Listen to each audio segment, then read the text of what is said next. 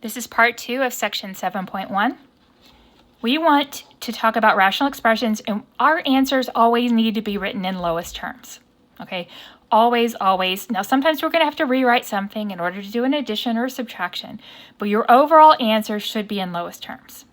Okay, and as we mentioned on the first page, this property only works if that's a multiplication in the top and the bottom. Okay, so that means that everything must be completely factored before you can start canceling things out. Now, in this first example, they've given it our numerator and denominator in factored form. Remember what that means is if you can imagine plugging in a number for x and then doing all of the arithmetic, the very last thing you would do in the top is multiply, the very last thing you would do in the bottom is multiply. Okay, so now that everything is factored, we look to see if there's anything in common. Remember how it looked on this page? There was a c in the top and a c in the bottom, same value. Here we have an x plus 4 and an x plus 4. After you have something factored, everything in the parentheses must cancel out or it doesn't cancel out at all. So these two, because they are completely the same inside the parentheses, those cancel.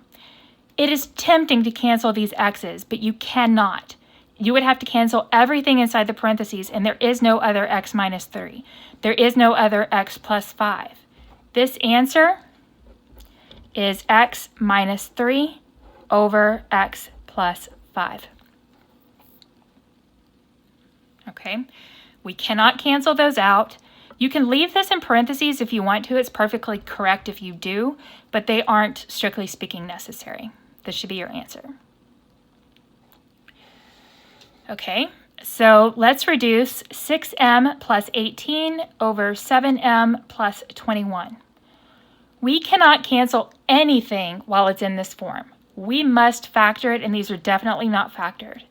If I look at the top here, I can see that I have a GCF of 6, so I'm going to factor out a 6. That leaves me with m plus 3. This is over. 7m and 21, I can factor out a 7. And that also leaves me with m plus 3. Okay, now it is in factored form. I have an m plus 3 in the top and the bottom, so those cancel out. And all I am left with is 6 over 7. So that is my final answer. Okay, so let's work this one. 12x squared minus 4x minus 5 over 8x squared minus 6x minus 5. Okay, so we have to get these completely factored.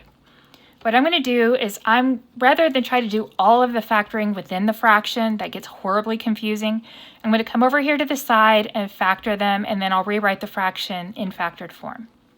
So if I need to factor 12x squared minus 4x minus 5, okay, first thing I do is I look to see if there's a GCF, and there is not. I have 3 terms. I look for squares on the ends, and I don't have those either. So I'm going to have to find 2 numbers that multiply to a negative 60 and add to a negative 4. So things that multiply to 60, 1 and 60, 2 and 30, 3 and 20, 4 and 15, 5 and 12, 6 and 10, and that's it. Okay. Now, if I'm multiplying to a negative, one side is negative. I'm adding to a negative number, so that means my larger numbers need to be negative. Where can I get a negative 4? From 6 and negative 10. So I rewrite this as 12x squared minus 10x plus 6x minus 5. And now, group.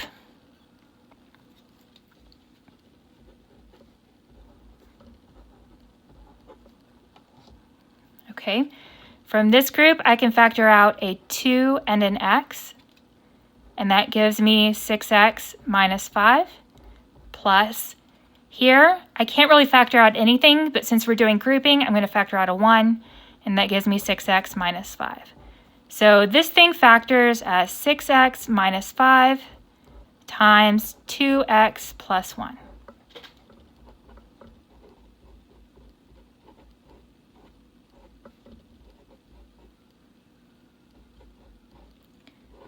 Okay, so that's the numerator. Now I need to try to factor the denominator. So I have 8x squared minus 6x minus 5.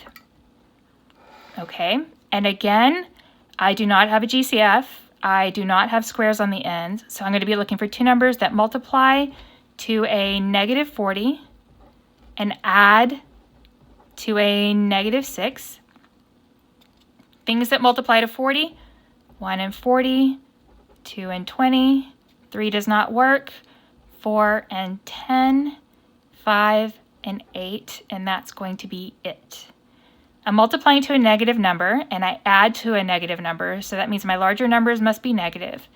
I'm looking for a negative 6. I can get it here with a 4 and then negative 10. So I rewrite this as 8x squared minus 10x plus 4x minus 5. Add your grouping. Here we can factor out a 2 and an x, leaving 4x minus 5, plus, here I can factor out a 1, 4x minus 5. So this factors as 4x minus 5 times 2x plus 1. I'm going to rewrite this over here.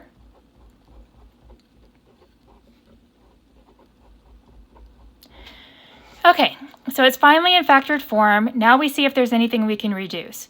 Now remember, you need to cancel out an entire set of parentheses or not at all. So I have a 2x plus 1 here and a 2x plus 1 here, so those cancel. I do not have the same set of parentheses here. I cannot do anything else. This is 6x minus 5 over 4x minus 5. I know you want to cancel out those 5s.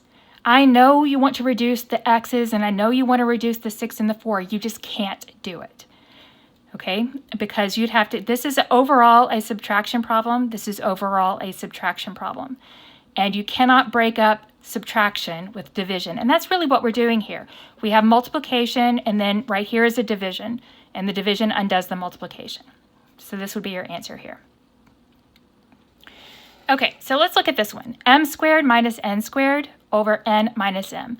There is a trick that you need to know for this one, okay? First of all, I look to factor up here. I do not have a GCF. I have two terms with a minus sign in the middle, and they are obviously perfect squares. This is a difference of squares, so it factors as m plus n times m minus n over. Okay, this doesn't really factor, so I can put it in parentheses. Okay, that tells me I've looked at it, it doesn't factor. It would have to cancel out completely as a unit or not at all. And then I look at this and see if I have anything in common. And I have two things that are very, very close. Okay, the only difference is the order of subtraction. Okay, to change the order of subtraction,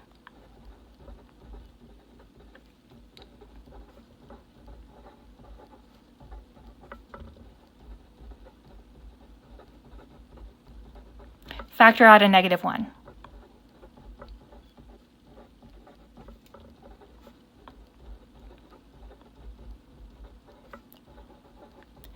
It does not matter whether you think of doing it up here or down here. It all ends up the same. So let's just say I factor a negative 1 out of the bottom.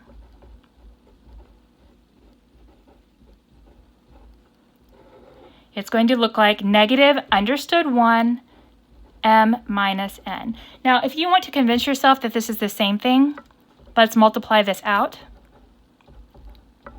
I would distribute that understood negative 1, and it would give me negative m plus n, and then you know you can rearrange this as n minus m. Okay, that's an understood negative 1 there. And if you look at this now, our m minus n's will cancel out, and I have m plus n over negative 1, so I'm dividing by negative 1. That just changes the overall sign. This answer is negative m plus n.